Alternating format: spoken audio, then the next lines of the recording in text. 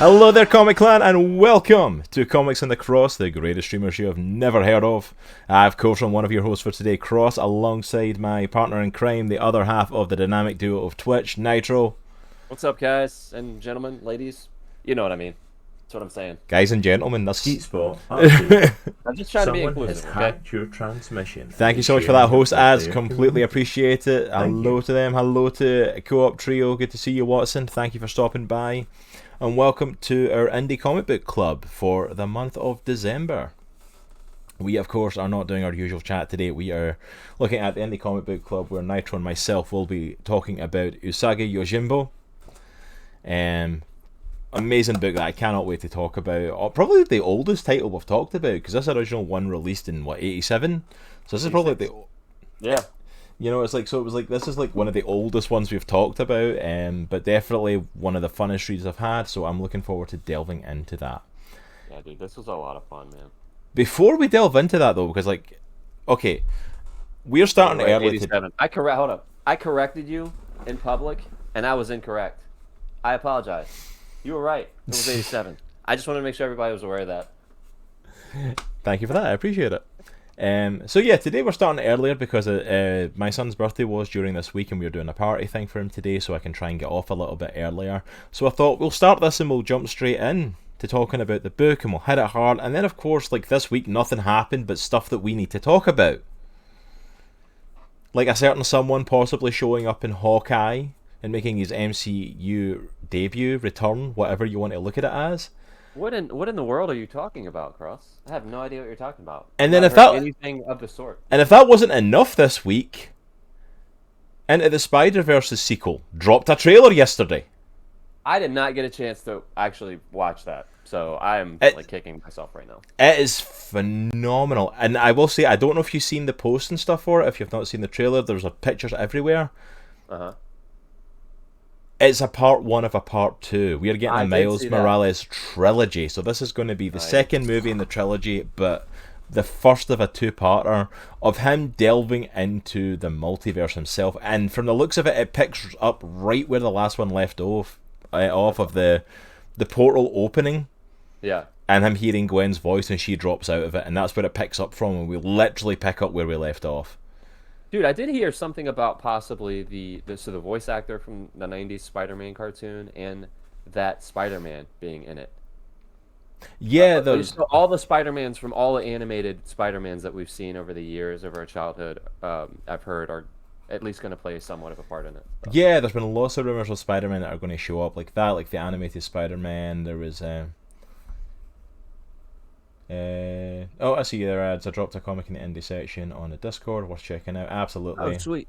So apparently they're all going to show up, and then also there've been rumors as well of like the Japanese Spider-Man possibly making an appearance. You know, the one that's got his own Megazord and stuff, and different stuff like this. There's been all these sorts of rumors. Obviously, we're getting 2099 Spider-Man showing up, and Oscar Isaac, who gets into a fight with Miles. During the trailer, the two of them look like they're having a fight, and it's like, what's going on? Because we're not explained anything that's happening. Gwen just kind of shows up again, and okay, I literally want to watch it like right now. Like it's insane, and that's going to be coming out. I think it's October 2022. They stated was the release date for it. So next year we are getting the sequel to what is probably the best Spider-Man movie that has ever been made. So good.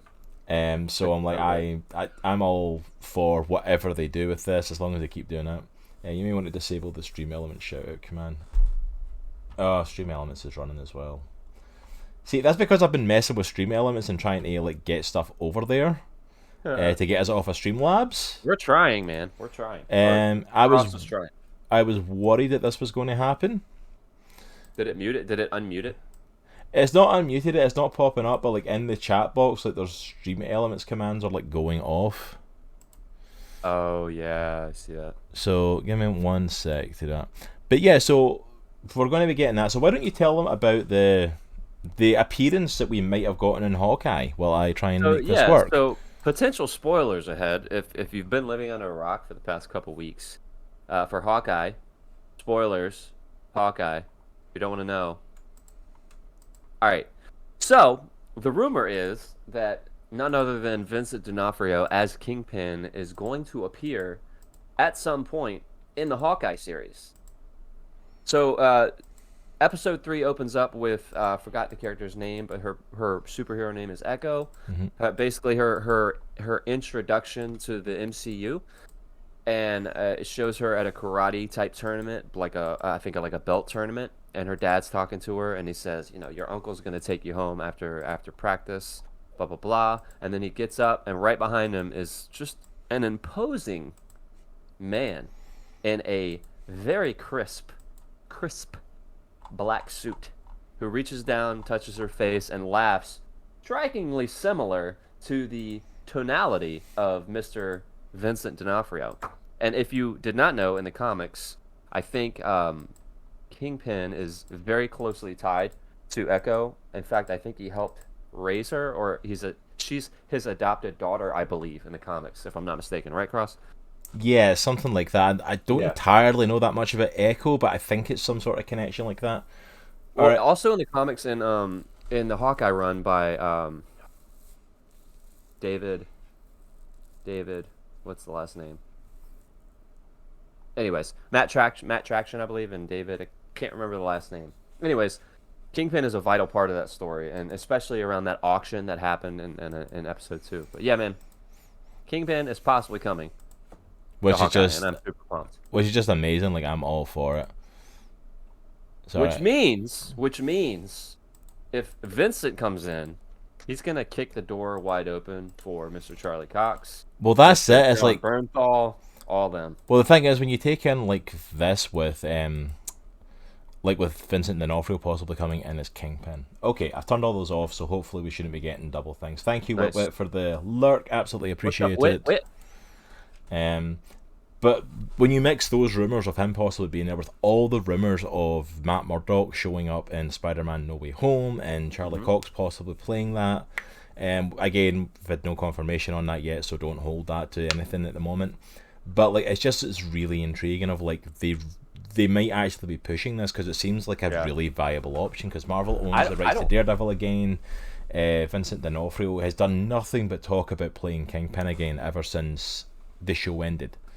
He's been all for it. Literally, I don't want to say he was the best part of that show, but he was a key reason. Excuse me. It's hard to argue that he isn't, though. Like, don't get me wrong, that's not downplaying the rest of the Daredevil show and everyone else that appeared there. They're all amazing. Yeah. But he was one of the elements to come back to. And honestly, probably one of the reasons that season 2 was probably the lesser of the 3 seasons, I feel. Because the focus was on the Hand and not on him facing Kingpin, whereas you've got Matt Murdock versus Kingpin for season 1 and season 3. Everybody points to that fight, the last fight at the end of a season. It's season 3, right? End of season 3. He just beats the Jesus out of Kingpin. What a fight. A Kingpin gives as good as he gets as well, that's the thing. Well, and the thing is, like, that's a parallel to a fight that they had previously when Matt visited him in prison. Remember? And he just beat the brakes off of Matt Murdock because he knew he was the Daredevil. Like, the two of them just like lay into each other. And I'm all for this. Like, it's just the way that they formed Kingpin as a character in Daredevil, and they made him sympathetic to a point. Obviously, he's still a lunatic, but they made him sympathetic, and you understood where he was coming from, and oh man, it was so good. Yeah, and I'm so pumped that he's coming back. They did an amazing job with it, and I am absolutely hyped for him possibly. Like, I don't need to see him for the rest of the season. Like, I just need to see his face, like, at the very end of the last episode to confirm that it's him. That's all I need, is one appearance just to know he's back. I need to see him sever somebody's head in a car door at least once during the series. One of those brutal moments of that season, and really when that happened, I was Kingpin. Like, holy word. I was like, yeah, this dude's for real. This dude is not playing. yeah. But I'm super pumped, man. I have a feeling that Daredevil is going to be in Spider-Man. I don't know. Part of me is telling me that it's going to happen. He's going to be in it. Well, I was talking to you about this, like, following the last Far From Home just before we came on stream there. I was like, my thing is, like, if we do get, like, Tobey Maguire and Andrew Garfield, that's still going to be 3-on-6 for the final fight. Yeah. In that final fight, I honestly think we're going to see Miles Morales show up in live action from another universe, and I think we're going to get Tom Hardy's Venom. And I think they're both going to show up as part of the team to take on the Sinister Six, and there's one spot left. Wouldn't it be cool if that was Daredevil? Dude, that'd be sweet. Dude, how baller would that be of a move from Sony to put all those characters in one movie? But they can get away with it because they're doing the multiverse thing now, and they already hinted at it at the end of Venom. Literally, the plate is empty. They could do whatever they want now that the multiverse is a thing. Yeah, like, this is the chance, and that's my thing though. I'm like, if they do that with Spider-Man and open it up, I'm like, where do we go from here? Like, how much bigger are we going to get? That's like in-game level like stuff. Yeah, like the end scene, the end fight of in-game level stuff. And yeah, if you guys want to know what we think about Spider-Man No Way Home, make sure to join us 2 weeks time. We are going to be seeing it that Saturday together, and then we are going to be talking about it all full spoilers. We are going on our on a last date. show. We're going on a date. We're going on Saturday the 18th at 11 a.m. Yeah, I'm going to get dressed up all pretty. Nitro bought the tickets and is taking me out. It's finally. Got my Spider-Man bow tie. It's going to happen. You know, finally, man. I get to dress up and look all fancy. I'll put my kilt on. Oh, man. You know, since I'm true Scottish heritage, I'll put my kilt on as well, so. Lunch date, nice. I don't know. We'll see where it goes. Like, he's not said anything about buying me lunch yet, but, you know, I can hope. No, I'm not buying you lunch. I'm paying for your own stuff. Well, the romance just died in that moment, didn't it? The romance is gone now. Yeah. Honeymoon's over. Well, now you know who I truly am, so. Honeymoon's over. 2 years in. Finally know who he really is. But yeah, my wife and I are going Friday night, and then Cross and I are going on Saturday. So yeah, he's going Friday night. I can't go Friday night because I work Friday night, so I'm gonna go Saturday morning. Going Dutch. That's right, Dutch. But yeah, I am so hyped to talk about this movie when it comes out, so I am looking forward to that. And that will be our last podcast for not only the year, but until the start of February. So shout out for that, just for anyone who hasn't heard the news. We are taking the whole month of January off, so that will be Tahiti. Yep. That will be the last chance to catch our podcast until the first week. We will be back at the beginning of February. That first Sunday in February, we will be back 100%. 24-hour stomach bug that day. Probably. Like, look, seriously, even for doing it in the Saturday, I work Saturday nights, so like, even for doing that, I'm kind of like, I could take Saturday off. I can just take it off. Just do it, man. Just do it. You know, I can call in sick. That'll be fine. Well, now that it's out there. They didn't say that. Just joking. Yeah, you could probably corral us into some just gaming normally, because we won't be doing any stuff for this. I mean, we're working on stuff behind the scenes, obviously, but we won't be streaming at all. And I've literally stood out made an executive decision on that for Comics in the Crows that we're all stopping, myself, Nitro, and Jay. Like, I'm cutting all streams because I think all three of us have been pushing it really hard at the end of the year, and I think honestly we just need a break. Yeah. We just need a break to go and refresh and just relax and come back and hit it stronger in February. Yeah. And I think the end of the year is a good chance to pull that off and to wrap up with something like Spider-Man No Way Home. I think is a spot on idea. That's gonna be awesome, man.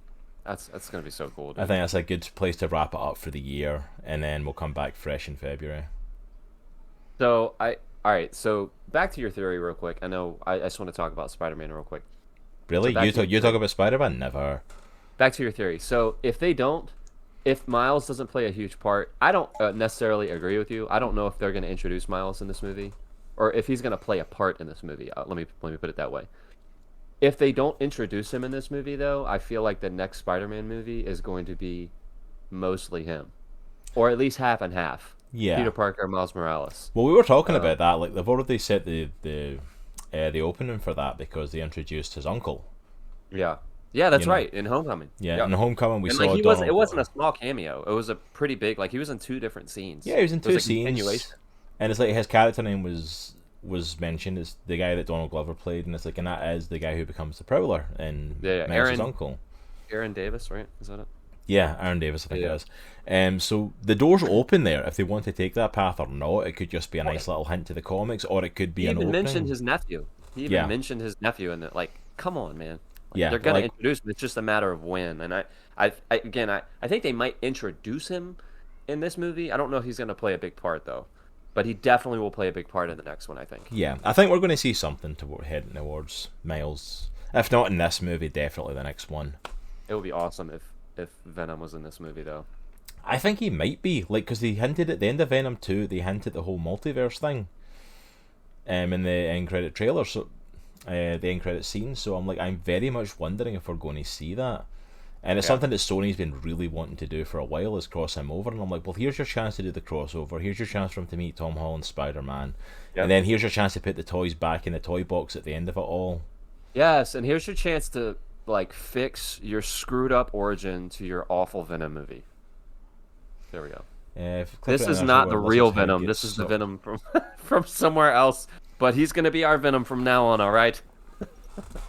No, absolutely. Locke's in there, like, we've seen the international clip where apparently Lizard gets socked by somebody, and I was like, very much that could possibly be Miles from the clip, and I'm like, I'd be up for it, you know? I'll be straight up. If it is Venom in the movie instead of like an Andrew Garfield or Tobey Maguire, I'll be slightly disappointed, but I'll still be jacked, because that is awesome. Like, I'll be hyped to see him in the fight. Don't get me wrong, it's definitely a step down from the other Spider-Man. Yes.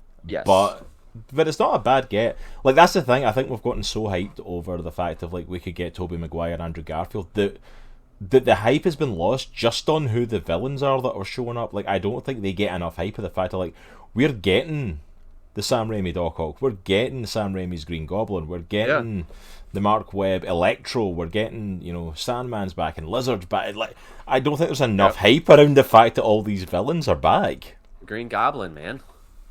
He's got his hood and everything. Yeah, like, it's the Green Goblin suit, which I don't care what anyone says, I love that suit. I'm not a fan of it, but I get why love people that. like it. I like that suit, and like one of my favorite parts of was it the Spider-Man game that came out for that was eventually you got the chance to play as Green Goblin. Nice. Like, in that suit and everything, and it was so random, but it was so cool. But yeah, like, there's a lot around this, so I honestly can't wait to talk about this more and to delve into it. It's gonna be awesome, man. But yeah, I think that's kind of it for the major news points. Where like the Spider-Verse sequel, and then obviously Kingpin. How are you enjoying Hawkeye, by the way? I am loving Hawkeye. I am loving this show so much. Like, that's sick. I was sold. Like, first episode, I was intrigued. I was saying this with Caleb last week. First episode had me intrigued. By the second episode, I was hooked. Yeah, I remember I watched it when I went to my mom's for Thanksgiving, and I was downstairs by myself, and I was like, you know what, I'm gonna watch Hawkeye, and I popped it on, and like you said, the first episode, I'm like, I like this. This is a really cool feel. First episode, I got really worried that they were going to do a Captain Marvel with Kate Bishop, and she was going to be like that new archetype that all these movies seem to do of the strong, perfect female who's like, there's got no flaws to her, but doesn't have a personality. Is that what you said, Ray? What? Sorry. Yeah, but doesn't have a personality, like Captain Marvel, Ray. You know, it's like Mulan. Yeah. Mulan, you literally had to write a character out of that one. She had a personality before, you know.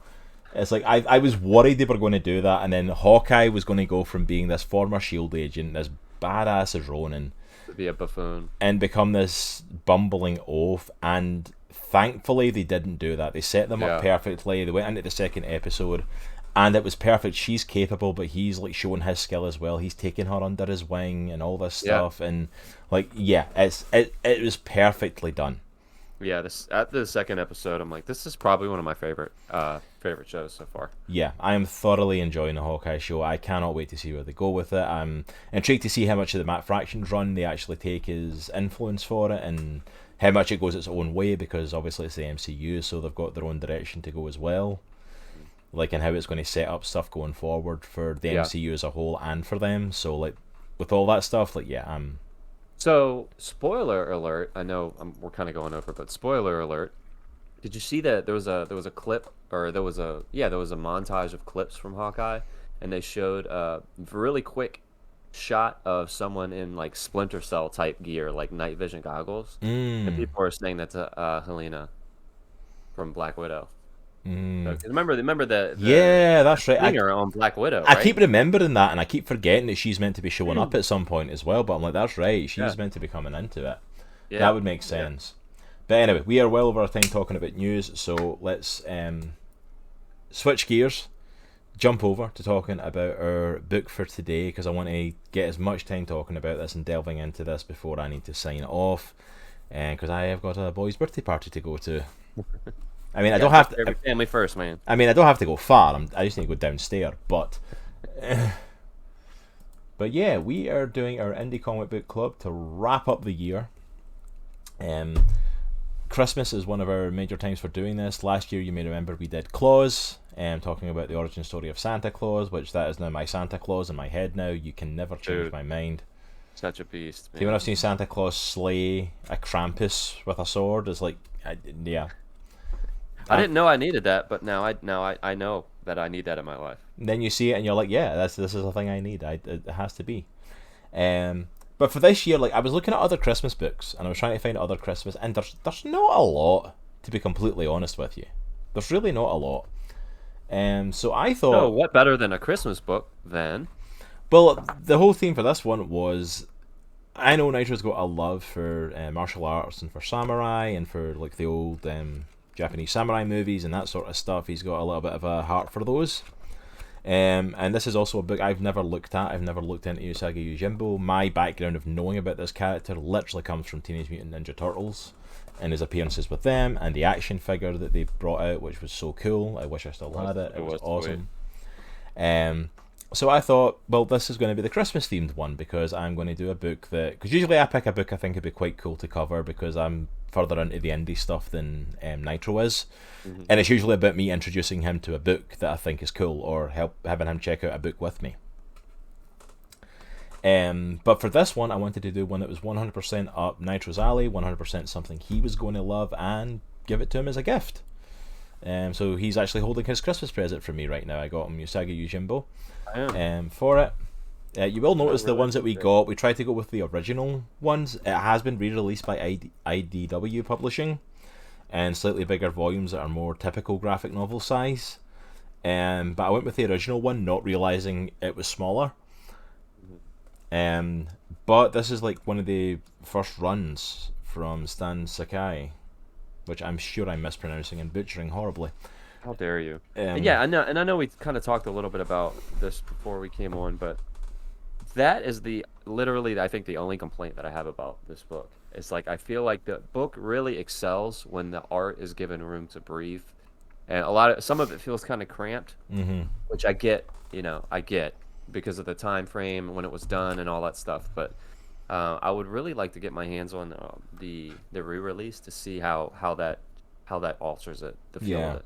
So it is much smaller and it is also black and white. It's in its original black and white styling. They have done some re-releases with colours to it, but it is a black and white book, which doesn't detract from it at all, by the way. Which, don't get me wrong, because I know colour can, especially for me, can like make or break a book sometimes, but like it doesn't detract from the story at all, from the feeling of it at all. After the first few pages, honestly, you don't even notice. Oh yeah, you go into the, you just delve into it and you get lost in the story. It's such a good story. Yeah, it really is. It's an absolutely phenomenal story. I thoroughly enjoyed this book personally, but what did you think of it? What were your takes of it? And what's your background with Usagi Yojimbo? Do you know anything about it? Did you know it from Turtles like me? Or and what was your thought when I first told you about the book and when I first said this is what we're doing for December? Because I'm intrigued to see your side of it.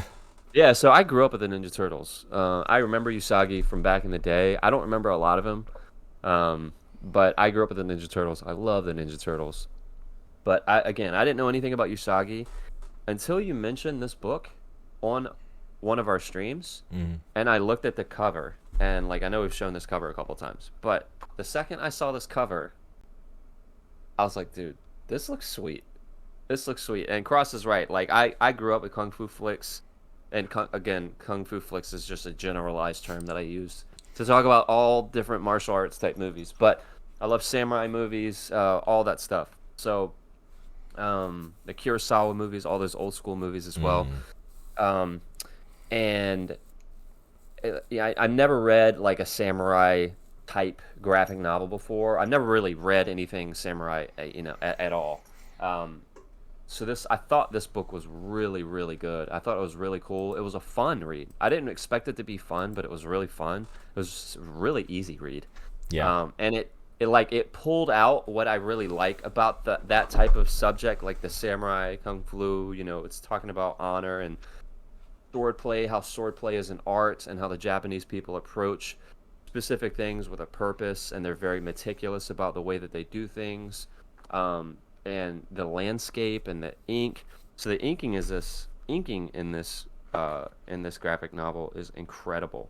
Like, and I know I said like the one gripe I might have is that the art feels like it's bunched up sometimes. Like some of it can feel like it's a little bunched up, and for me, like visually, it can be a little hard to follow. Not as bad as the other comic that we did, which was like all over the place with the panels, like as far as the flow of the words. Yeah. Yeah, not like that by any stretch of the imagination, but like this is what I'm talking about when it's actually given room to breathe. Yeah, I mean, look at It's that. gorgeous. Look at that. That's just him walking, and it's like it's gorgeous. such a stunning piece. It's And so the book one is split into 10 sections. yeah, it's And like it's almost like a chapter book in that sense. It's like 10 chapters, but they do all Yeah. like tie in and relate to each other, which was interesting. It's like 10 separate stories, but it is like a continuation as well. Yeah, so there's an overarching story, but like within those 10 chapters, there's like it's like a side quest. It's almost like a video game. Like there's side quests that he goes on. Some are humorous, some are serious, some are like surprisingly emotional. Yeah. Like when he visits some people from his past. Yeah, that was a heartbreaking chapter, that one, when he goes back to Yeah. his hometown. Like that was really heartbreaking. But like I love Usagi is hilarious. So like he's like brash and he's grumpy, but he's still honorable and he's funny. Like some of the times that he's talking to like especially women, I'm like, "All right, dude, calm down." But like, you know, he always tries to do the honorable thing, you know, Bushido, and he's a freaking beast with a sword. And He is literally like the antagonist, like the protagonist from one of the old Japanese movies, like one of these old samurai movies. Like my friend Yeah. Callum back in Scotland, was massive into Japanese stuff and massive into the old martial arts movies, and had a massive sword collection and all that, and trained in Oh, sword nice. fighting and stuff. Dude, So that's he sweet. so he introduced me to a lot of that stuff, kind of in my teen years. And reading this was like literally like sitting down to watch one of those movies, like one of those Yep. old school movies, just the Ronin traveling. Yeah.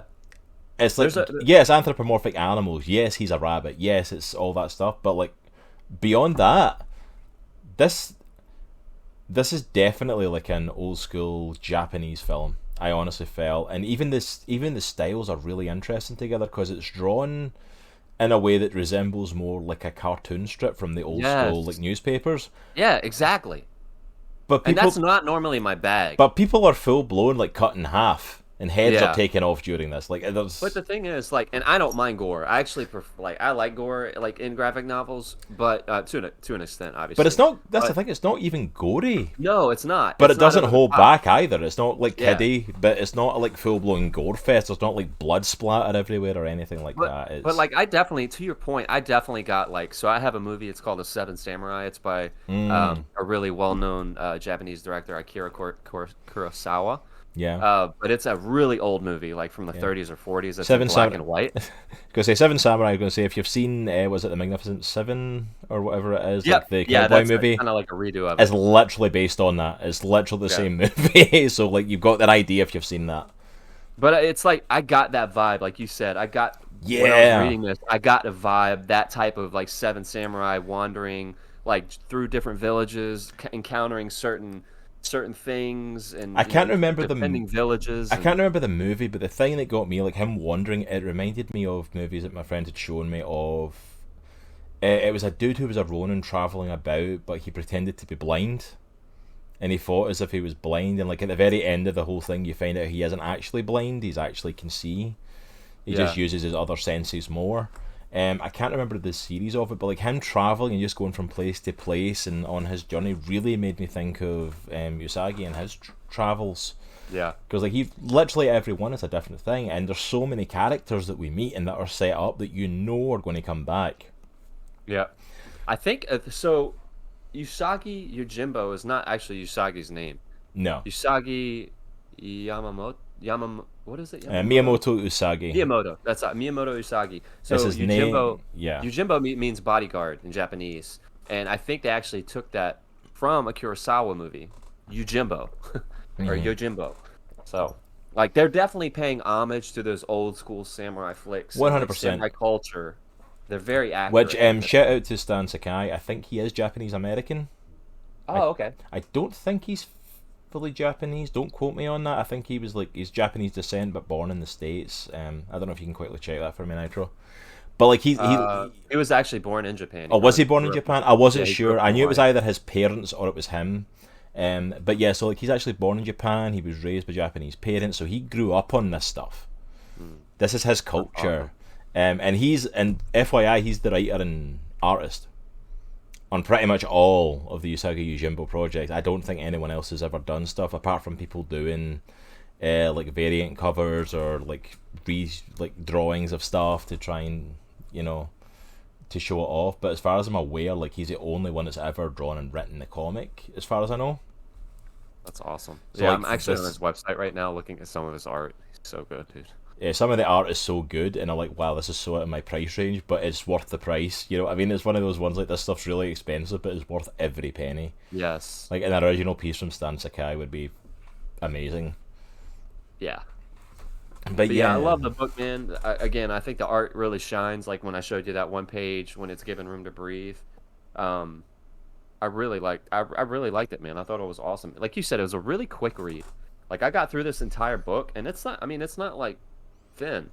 yeah, Maybe like an hour, it's maybe an hour, maybe. yeah. I mean, it's the size of a normal like graphic novel page wise, because Yeah. like I think because it's got page numbers on it, so like by the end of the book it's like 140, 150 something pages. You know, like some graphic novels, like they flow really good. Like they flow fast, you know. And this was one of those that just was like it was butter. Like reading it, it just flew really fast. Oh yeah, like I wasn't sure at first when I got into the first story. I didn't know what was going to. Well, that's not the right pop up for that. What in the world? Okay, apparently Skeets realizes I'm changing to stream elements and is now rebelling against me because that was meant to bring up the link to our indie comic book club stuff, and it's actually brought up the link to our socials. He's like, "You jerk! How dare you!" I'm like, dear. Okay, Skeets. Alright, I'll get that link for later on. We'll find that in a minute. I tried to bring it up so people could go and check the book out on Amazon and stuff, but yeah, I sat down to read this, and the first story I wasn't sure. Like I didn't know going in. Like I had no idea what. I had a basic idea of Usagi Yojimbo, the story of the Ronin samurai. He's a rabbit. He's follows his path of the samurai. I've seen the old samurai movies. I've got an idea of what I'm in for.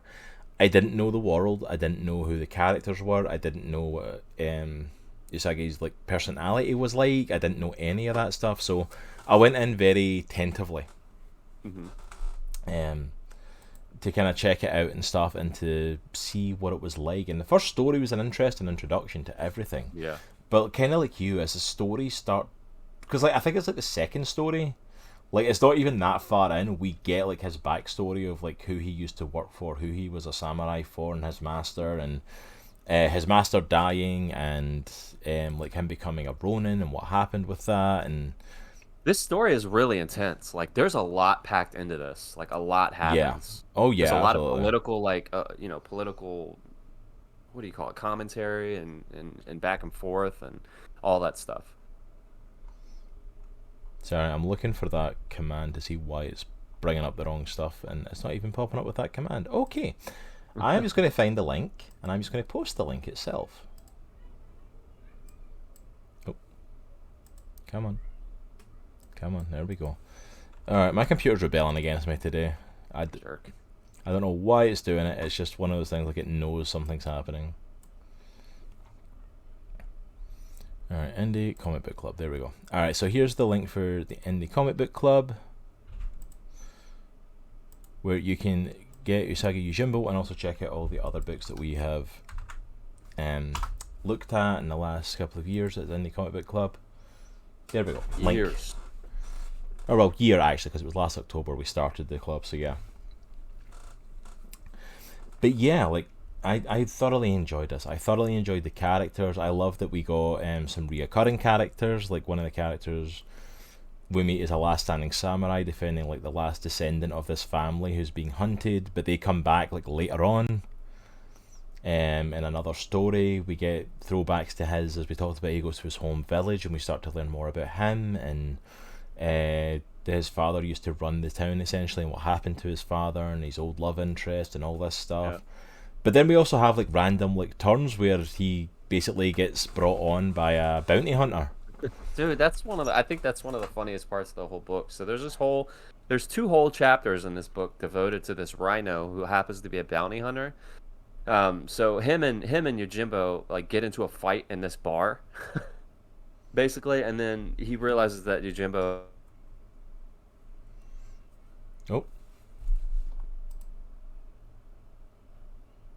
I can't hear you, Nitro. Your volume just disappeared. Yo, Hey, we're back. good grief! What happened? I have no clue. I had to restart. Everything was freaking out on me. I have no clue, man. Thank you, Stream Elements, for telling us it was started. Apparently, I didn't turn that notification off. Good grief, dude. I was like, because I'm sitting here and I'm like, I don't even know what to say, because like the whole point of Indie Comic Book Club is for us to discuss the book together, and I'm like, this book was very good. It was good. It had a bunny samurai in it. I'm like, I don't even know what to say at this point. We barely even started. See, that's the thing. It doesn't matter how long you've been doing this or how professional you can feel sometimes. Crap like that just happens. Yeah. Like, literally, I thought, okay, well, I'll close out my Discord and I'll restart it just in case it's something on my side. When I did that, like, I closed out my Discord and it wouldn't let me back in. I kept clicking on it and it wouldn't open. So I had to restart my whole computer. And then, like, your video thing popped up with your icon, but it wouldn't, like, bring up your video or audio. Like, Yeah, it wouldn't let me bring my video up, so I had to restart my computer. I don't know what the issue was. it's no idea. Alright. Anyway, I don't even know where we were. I think we were... I think we were talking about the two funny issues. Yeah, you're talking about the bodyguard. Like, literally, you were in the middle of talking about that and your mic just went. Yeah, so I was saying like I didn't realize this book was gonna have that much comedy in it. So basically there's two. It's kind of almost like a side quest. So there's two chapters in this book that deal with Yojimbo basically eating at this bar, right? He's drinking some sake, eating some noodles, and this rhino bounty hunter comes in, and they start like going back and forth, and then he basically hires him to do a job as a bodyguard, and at the end, he pays him and stuff like that, and like they're kind of beginning to be friends at the end of the issue, and then the guy walks out of the bar and stiffs him for the bill. Yeah, it leaves him his bill, so all the money he's just paid him actually pays for the bill there, so he gets nothing out of it. And then so there's a part 2 to that at the end of the book, and then Yojimbo ends up doing it back to him. So it's really funny the way those are really short chapters, but.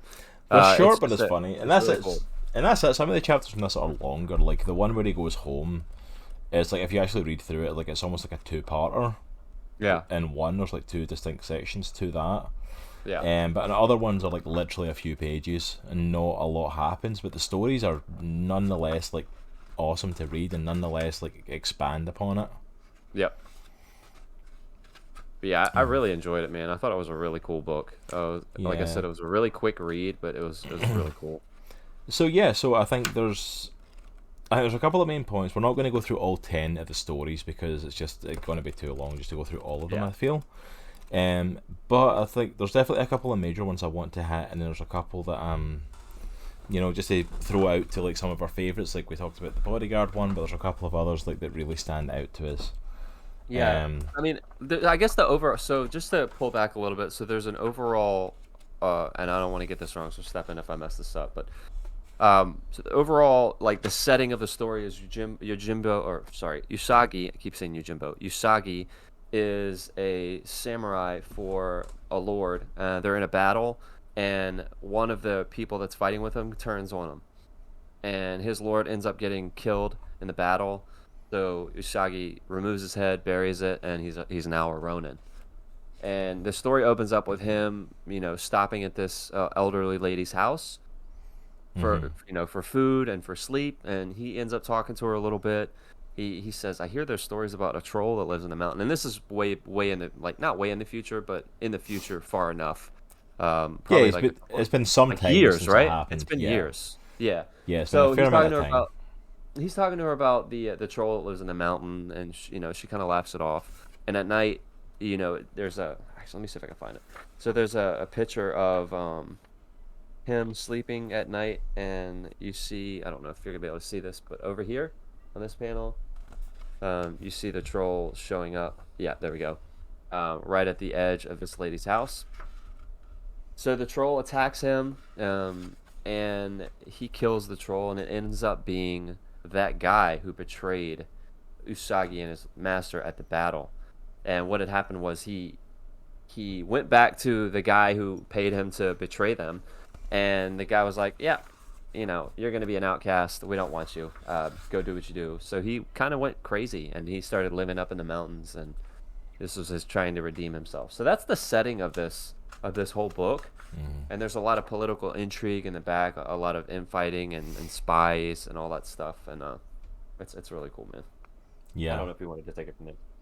Yeah, absolutely, and I think that's the thing. It's a really interesting introduction to his story because we get so much backstory Yeah. of who he is, why he's a Ronin, why he's traveling himself, all this stuff, why he doesn't have a master anymore, setting up the villain who I cannot see his name for the life of me, and I cannot remember off the top of my head. Ichiki? Yeah, it's like Hikiji. It's like Hikiji. That's it. It's like the lord that's the basically overarching enemy of it, who's trying to basically make grabs for power. The next stories that follow on from that as well. Happy Sunday. I was watching the new episode of Dexter New Blood with my mom. That's why I'm super late. How's it going? Good to see you. Good, Thank you man. for coming in, Chunk. You just missed a whole bunch of technical issues there, so Yeah. we're finally back to actually talking about the book now. But yeah, so we've finished up. We've got the backstory of Usagi. We've got the backstory of Hikiji, the villain in the piece, and we really get thrown into it where. And the next story is all about a child who's the last member of his family, and the samurai protector who's the last standing samurai. Like all the other samurai that they had are dead. Yeah. Let me see if I can try to get the names. Like the child Noriyuki, who is a panda. And Tomo Ame is his samurai bodyguard from the Gaishu clan. Yeah. And basically they were attacked, and his family members have been killed, so this kid is now like the head of his family. And this family's power is basically hanging on whether or not this child lives or dies. His samurai have been wiped out, so they hire Usagi as another bodyguard to assist and keep the kid alive. And you actually get a good little. The relationship that forms actually between him and Tomo Ame, like just as warriors together, is actually really nice. I really like the There's relationship. like a mutual respect. Yeah, there's a really nice relationship that kind of appears between them. Like she doesn't trust him at first. Like when they first meet, like literally they find a hut and they go into it and he's eating. He's not even doing anything. He's eating. And she draws a blade on him. So she She's draws. not playing, man. Yeah, she draws a blade, goes to cut him down, and he literally catches it above his head. Dude, it's so sweet. It's so sweet. He does the classic like samurai thing that you see them doing with the and catching the blade like between his two hands. It's so well done. It's so cool. But yeah, so they end up hiring him because basically they have got this army almost after them, all these ninja hunting them down, all these other warriors to kill the kid for Hikiji. We don't find out like outright that it's Hikiji. Like Yeah. it's believed that he's the one behind it because he's trying to amass power and trying to take out other families. But like it's one of those things of like it's done behind the scenes, behind closed doors, greasing some palms and like letting them do stuff for some money and so that you can get what you want out of it. Can I say that I love that there are dinosaurs that just are just walking around in some of these panels? These little dinosaurs, little like baby dinosaurs. It's hilarious. dude, they're in the front thing. Look, like seriously, these little dudes are all over the place. I don't know why, but they just keep showing up.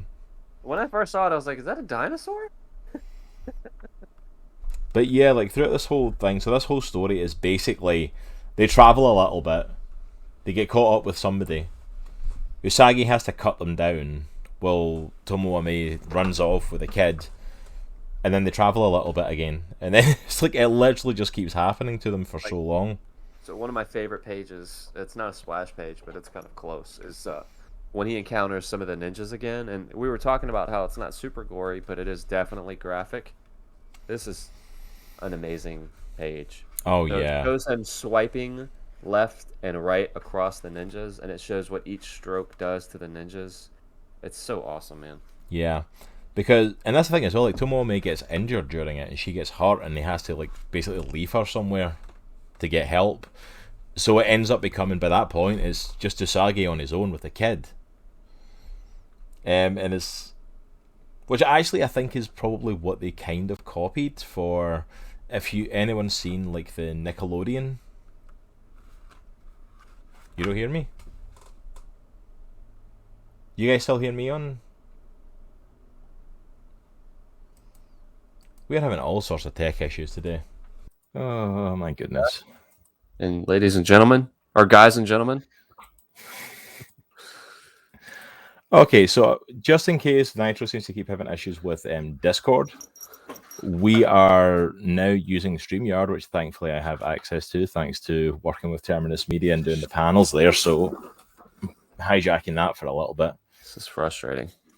But yeah, I have no idea what's going on. I have no idea what the problem was and what's happening with it and why.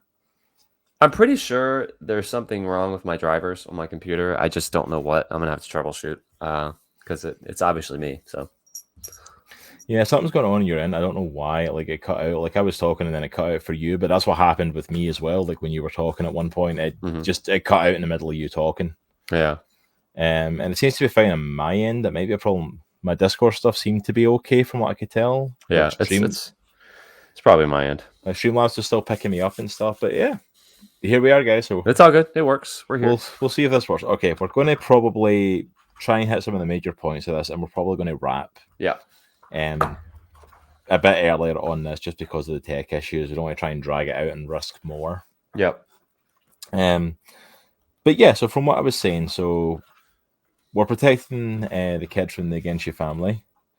Usagi is on his own at this point, defending against him, and I actually think this is probably the inspiration for part of the crossover that happened. If anyone has seen like the Nickelodeon Teenage Mutant Ninja Turtles, the 3D one, there's like a 3-part animated journey with Usagi in that, where he's protecting a child. Oh, okay. That's basically like the kid he's to take care of and watch over, and that's his, job for during it. And I think that's part of it. I think that's possibly part of the inspiration and stuff like this story. At least I see a lot of it in it. But yeah, that nicely comes back kind of later on for him. Yeah. In the next story, where he basically gets attacked and Tomoami finds him and actually brings him to the kid who's Noriyuki, who's now like running his family and stuff. Yeah. And we see a little bit there, although we do get hints of there's a bit of under the table dealing going on between like one of the people working for him and like Lord Hebi. Another cool shot when she rescues Usagi is when she's coming in on the horse. Like it starts over here where it's like she's like really tiny, and then she gets bigger and bigger, and then there's this huge splash image of her like just going nuts on the horse. It's awesome. Yeah, it's a really, really cool story. There's a lot of great artwork, and then following that, we get a lot of kind of like side quests and stuff. Like you said, a lot of them are kind of one and done shots. Like we get the story of the horse thief, where basically he steals a horse from a horse thief, and then shows his not so characteristically good side by trying to lie about where he got the horse from so he can sell it. Yeah. Because basically, like he says to them, "Oh yeah, I've had this horse for years, and it's like it's always served me really well." And it turns out the guy he's trying to sell it to is the guy it was originally stolen from. And so he ends up with all these people hunting after him. All these people like end up chasing after him to try and get this horse back. Which I love the fact of like he ends up like passing it off to people at the very end to get rid of it, essentially. Dude, he gives it to these old people who are trying to pull this cart, and then he starts laughing about it. But sorry, just going back to one of the bounty hunter stories, I was talking about the art and when it's given room to breathe. This is probably my favorite panel in the whole book. Like the amount of work that this took just to ink this is incredible. It's incredible. Yeah. It's incredible. But the end of the horse thief, that's the thing that makes that one a funny one. Like he gives it to this old couple who are struggling to pull their weight. But the reason he goes off laughing is because the reason they're struggling is because the magistrate took their pack horse from them. So the horse the magistrate was hunting Usagi for actually was originally there. That's so funny, dude. So he gives it to them and he just walks off laughing. Then we get one of my stories that I really enjoyed after this. Was the next one was Usagi, like right off the bat, comes across a creature. Mm-hmm. And basically he goes hunting after the creature and goes to the nearby town where he finds a dude who's like lost his marbles. Yeah. And is making statues for everyone that's been taken. And it turns out like this person, Ocho, I says her name is, who's new to the town, talks to him about it, and it turns out Ocho is actually a shapeshifter and she is the creature. Mm-hmm. And she's been hunting people. So again, just cool little side quests, cool little stories about it. Nothing amazing. Like one of the cool aspects of that story is he's in her hut, talking to her over like some noodles or whatnot, and he pulls a sword out, and the reflection in the sword is the creature, but it's looking at her, and that's how he knows. It's really cool the way they did that. It's so well done. It's so well done. I thoroughly enjoyed that story. I love the setup for it. I love the time for it, but yeah, there's a lot of side questy stuff that does feel really amazing though. Like, we get the quiet meal where like literally he's just sitting eating food in this like brash party who are like demanding more sake and getting themselves drunk and picking fights. It almost feels like a Pixar short. It's like a little 5-minute like this is funny type story. But it's and like he literally doesn't move. Like they start like specifically like throwing people out. They throw the owner out and everything, and getting up in everyone's grill and he just doesn't move. Yeah, he just sits and he eats and he eats and he eats and he eats. And then like one of them comes up to them and he just lifts up his blade, like slash. And they're like, "What did you do?" Like I was waiting for his clothes to fall off or something. Yeah. And it's like, and then it's like the end scene of it is like that. It's like, what? It's like, you didn't touch me. You missed every shot. And it's like, that fly's been cut in half. And that one. And that So's one. that one. And that one. And that one. I'm like, they'll just leave. Now, the story that came after that, though, is probably one of my favorites from this book. Yes. It was really one of cool.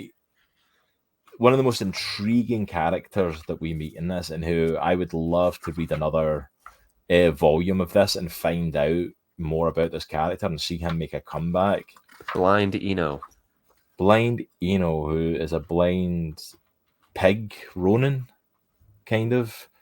It's like Eno is his name, I think. Yeah.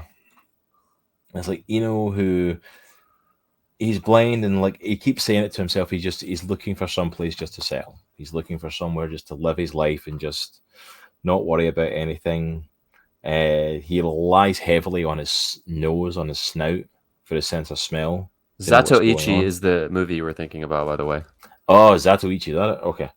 Yeah, like I knew I was thinking about like a blind swordsman sort of thing. Like I remember being shown it. I could not remember the name of it at all. Yeah. Which again, blind swordsman very much heavily came into this one. So he wanders into this town thinking it's fine. Ends up, hey, that's Blind Eno. That's a guy that like massacred all these people. Let's kill him and get the bounty on him.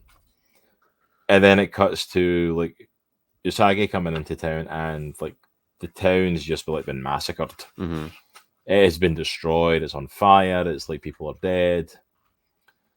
And while he's on his travels, like Usagi leaves the town, keeps wandering through, and finds Blind Eno in a hole. Because obviously he's blind, he fell in the hole, and and he basically helps him out of it, and they start talking to each other, and just they start to become really good friends. Like he basically realizes, like, hey, just trying to find a place to settle, and like, and starts telling him about his ability and what he can understand now that he's blind, and it's so funny because you see like Usagi trying to like catch a fish, and he ends up bringing a turtle back for food, and Eno's there with like 5-6 fish all cooking over the fire, and just showing off his amazing ability. And then he heads off on his own and gets attacked the next day.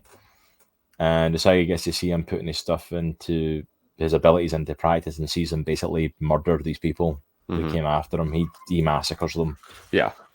and one of them drops an outlaw poster. And he realizes that Blindy knows the person that did that destruction to the village. And he's like, you killed an innocent village. And he's like, look, I'm just trying to live alone in peace. You people just won't leave me alone. And Usagi's like, okay, you need to be brought to justice, though. Yeah. For what you did. I can't just let you walk away from that. And the two of them square off, and probably the most like samurai movie scenes in the whole thing. Yes. Like this setup of this fight is like just beautiful. It's the side profile shot and them running at each other. Yeah. They run, and then you get the classic run and slash maneuver. Yes. And you realize that Usagi is hit, but you don't know what he's done at first. And he's actually cut off his nose. And that was his super ability, basically. And he's basically like, I'm not taking your life, but I've removed what made you a useful warrior. Stand down. Yeah. You're no longer a threat. Just stand down. And it's like, he's like, you've done worse than killing me. And it's like, I don't want your help. I don't want anything from you. I'm going to hunt you and kill you. And the story actually ends with 2 months later, it says on it that he actually goes to like a wood carver and gets them to carve him like a wooden snout to help him reuse his ability. And we see him like slashing one of those dinosaur creatures like twice in the neck and killing it so that he can show that he's going to go after him. So I'm like, we don't see this character again in this volume, so I'm like, I'm really intrigued to see him show up again. Yeah, I want to see more of this dude. He's a beast. No pun intended.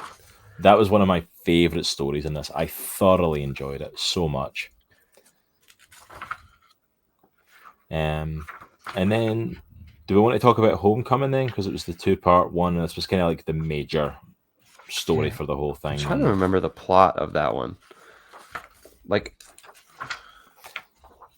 Yeah, because basically Homecoming, the plot of it is them dealing with a bunch of samurai coming to his hometown, who are moles, which is an interesting I love choice.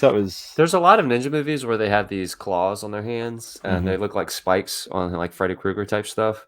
But the fact that these moles are ninjas and they have those and they use them is hilarious. I love that. Yeah, it's done so well. It's not something I ever would have thought of, but basically, like, these moles are stealing all this stuff, all this food from a nearby village, and have a child with them. And Usagi, of course, steps in, takes them out, or takes out one of them, and it's like they all start to line up at him, and they all like, poof away using smoke pellets. And then we see members of the village starting to show up. They've been hunting them down. And Usagi says, Mariko, the love of his life, the girl that got away, the one he grew up with. And we see a little bit of a peek in the past of a little bit of flirting between them and stuff like that. Yeah. Which I think is absolutely wrecked by the kid that he just saved going, Mother! Dude, it's hilarious. Because he's playing with her, like he's physically playing with her, and then he ends up falling on her, and they're face to face and laughing. And then the next scene is the kid running in saying "Mother," and he's like, "What?"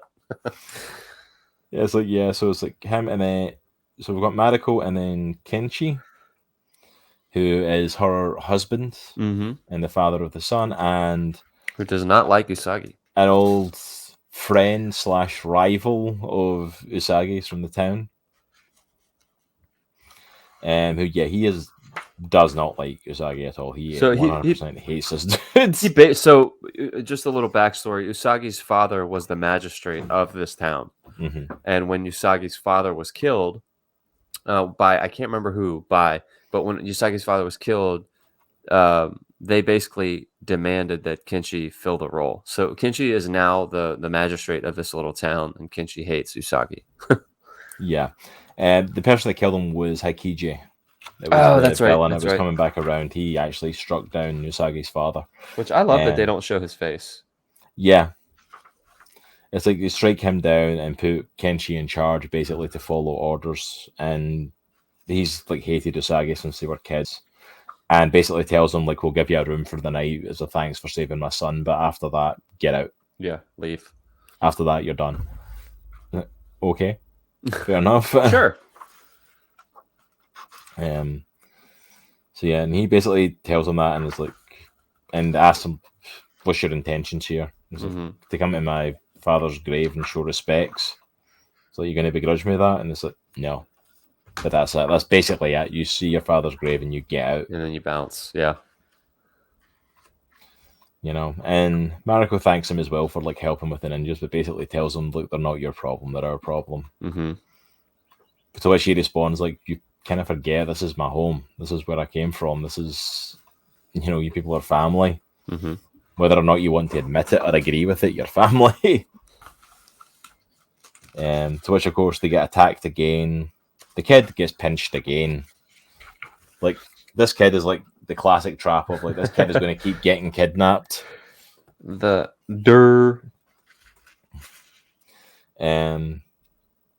yeah, so the kid actually like bites the mole and fights out, and Usagi saves him and cuts him down again. And Kenshi puts together a group of people to basically go after them, because while they were dealing with him, a bunch of the other moles snuck in, stole food, and have escaped. And Usagi basically says, "I'll help. Yeah, put me on the team. I'll come and help with you." Which I love as well when they're heading out to where they believe the moles have gone to. We get the little flashback of them as kids. Yes, which is freaking adorable. Of basically Kenshi getting stitched up by Usagi. He says, "I bet I can pick more of these mushrooms than you." And it's like, "Oh yeah." And they're like, "Okay, well, fine. The first person to catch that dinosaur gets to keep it as a pet."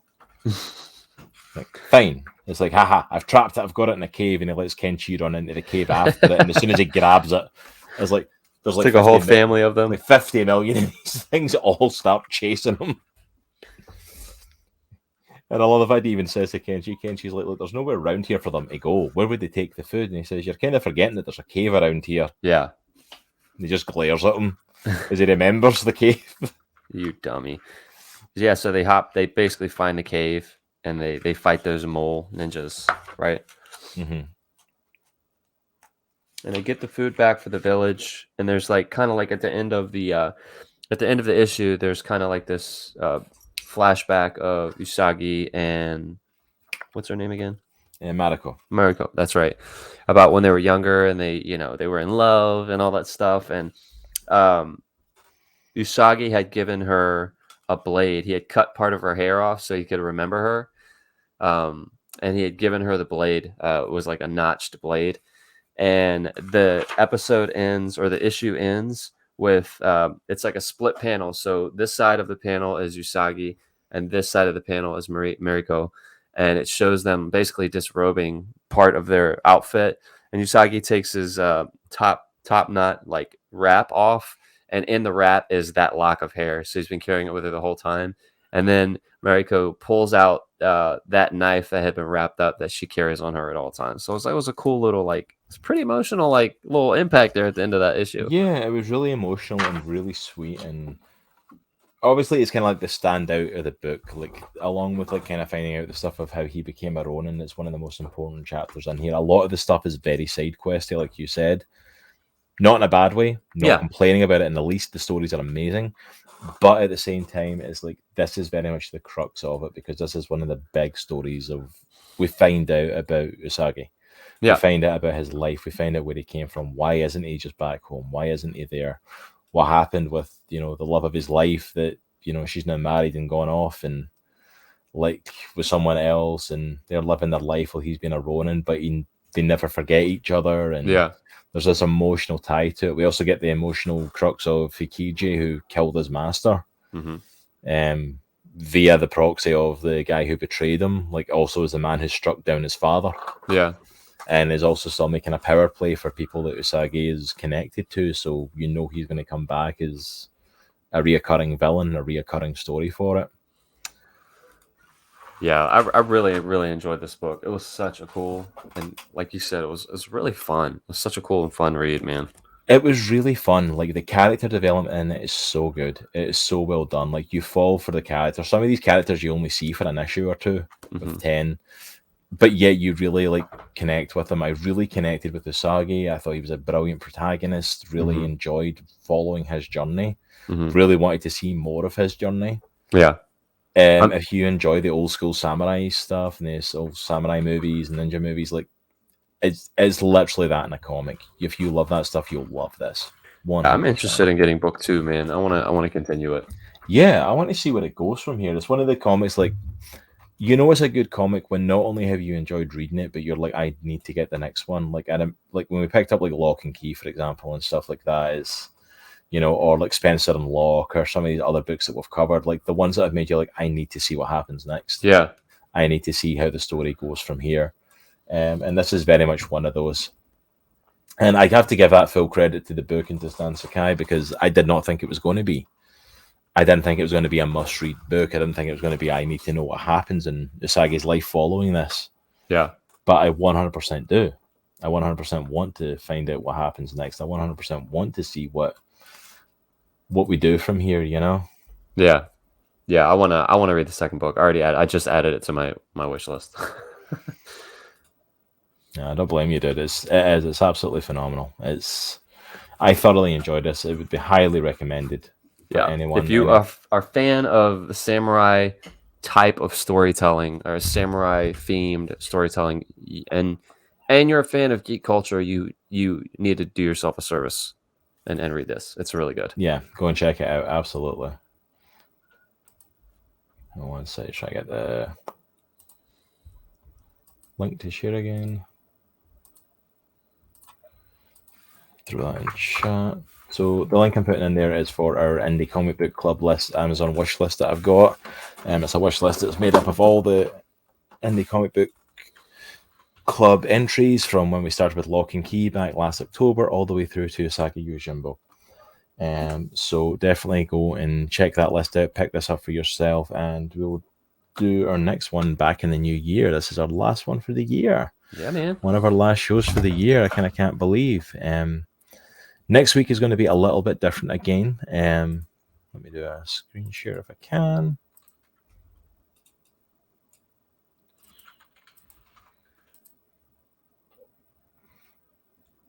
Can I make that full screen? No, that's as big as we're going to get, apparently. Okay. I'm sure you can make this full screen so we can see it better. Anyway. But yeah, so we did our Christians in Comics and Animation panel last month, and it was a massive success. We are going to be doing them less frequently. I think we're looking at every 4 to 6 months probably. We were going to do them a lot more regular than that, so Terminus went ahead and started booking the next one for this month. So it's already in place. So next week we are going to be back at 1 o'clock doing Christians in Comics and Animation and talking to a whole bunch of new creators. Some of them, again, are friends of ours that we have talked to before. Some of them are brand new. Talking to the likes of Al Nickerson, creator of Sword of Eden, a former Marvel creator. Luis Serrano, creator of another Samson comic. Apparently Samson's doing pretty big rounds in the Christian comic world. But he's also one of the content creators over at Christian Community and Arts, I believe it's called. Don't quote me on that. I should have double checked that name. Then we also have, of course, Brandon Hollingsworth, along with his partner from Brainy Pixel, are going to be on the channel. Brandon, who's a long time friend of the channel, you guys know him. Yeah. And of course, Ivan Anaya, the creator, along with Brainy Pixel from Mercyway Studios, that done Chronicles of Faith David and done a lot of amazing Christian comics over there. And then, of course, Mark Stansel is going to be showing up from Terminus Media itself, because it's the release date of Dominion Follow the House Assault Volume 1. And he is going to be on talking along with an amazing TikTok sensation who's really blew up in TikTok for her alternative curse words videos, but she is actually doing the Dominion Bible study right now. Nice. And doing an online thing for that. So they're going to be on presenting that. And massive shout out to them as well. I've not even told Nitro this, so this is Nitro's intro to this. Our comic book club is going to be back in February, and it's actually going to be Dominion Follow the House of Saul Volume 1. We are going to go in depth into that, and they are actually sending us out copies of that for us to do on the show and talk about. So we're going get to talk about that. And I know we've done reviews and stuff and talked a little bit with Baron about it on the show, but we're going to get to actually properly delve into the comic itself. That's awesome, man. So make sure you guys head over to the terminusmedia.com, check that out, get that for yourself, and pick up your copy. I think we're beyond the date of it being there by Christmas, so if you're looking for a Christmas gift, that date's kind of gone. But go ahead and pick it up for yourselves, though. That's the Elysian Tale that I think I'm going to play and finish now. Nice chunk. Sounds like a cool game. If it's anything like Usagi Yojimbo, yeah, definitely go and play it again. It's worth it. But yeah, so we are going to be talking to some of these amazing creators again next week. It's going to be awesome, man. So that's going to be fun. Further this week as well, though, Jade will be back tomorrow night playing some Bioshock 2. As she started that last week. I should be back on Tuesday morning with some more playthrough of Batman Arkham Asylum. And then Nitro should be back on Tuesday evening, I believe. What are you doing this week, Nitro? It's either going to be Fallout or I'm going to be working on some shoes. So one of the two. Nice. So if you caught it last week, Nitro was doing some of his shoe artwork. So definitely worth checking out. Some very cool, very interesting stuff happening there. Or come back and watch him try to survive an apocalyptic wasteland, which is pretty hysterical, to be honest. Yeah. Dude, I know nothing about that game, so I'm learning as I go, and it's hilarious because we've had a lot of new people pop into chat, a lot of people that are huge Fallout fans that have never been to our channel before, and they're like, why are you playing? And they're like, yeah, it was like you could tell, like, yeah, this is a newbie to this. This is not someone who's played the Fallout games before. But yeah, so we've got some amazing stuff happening, and then of course, as I said, the following Sunday, 2 weeks time, we will be doing our Spider-Man No Way Home review. Dude, I'm so pumped for that movie. Which is going to be our wrap up for the year into January. So make sure you do not miss these. Make sure you do not miss out on hanging out with us in those dates. Let me quickly pull up Twitch and see who we can go and raid. Yeah, but it's been good. I thoroughly enjoyed it. I wish we could have given it more time to talk about the book today, just obviously with the technical issues. If I could have read it one more time, I feel like I would have had more to say. But I feel like it's a pretty straightforward book. Other than there's some of the plot elements that can get kind of pretty deep with the political stuff and the spying and all that stuff, but it was mainly just an introduction to all the characters and a setting of the tone of the series, I think. It's these 10 chapters are very simple. Yes. Very enjoyable. Yeah, exactly. That's the thing. And it's because I say simple, and it's very easy to think of simple as childlike or childish or not something that's worth picking up. And that by no means is what I mean in the least. I do not mean that at all. It is a very, very enjoyable comic. Is a very enjoyable story. Yeah, I have found myself having so much fun. Having so much fun reading this book. I have not enjoyed a book like this in that way, where I could just sit down and just read it, and it was just yeah, this is good. Yeah, exactly. So yeah, 100%. It's well worth checking out, and I'm sorry if I've not put it across to you guys well in this way. I feel like this is one of the shows that just went off the rails with technical issues. But to be fair, this is probably the worst technical issues we've had in quite some time. So a very, very long time. It happens. It's one of those things. But I hope you guys all showed up, and you girls as well. Not to be sexist. How dare you? There. How dare you?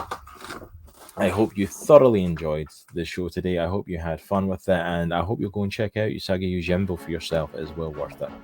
But you all have an amazing day, and remember, it is a good week to be a geek, and we will see you all soon. Take care. Adios.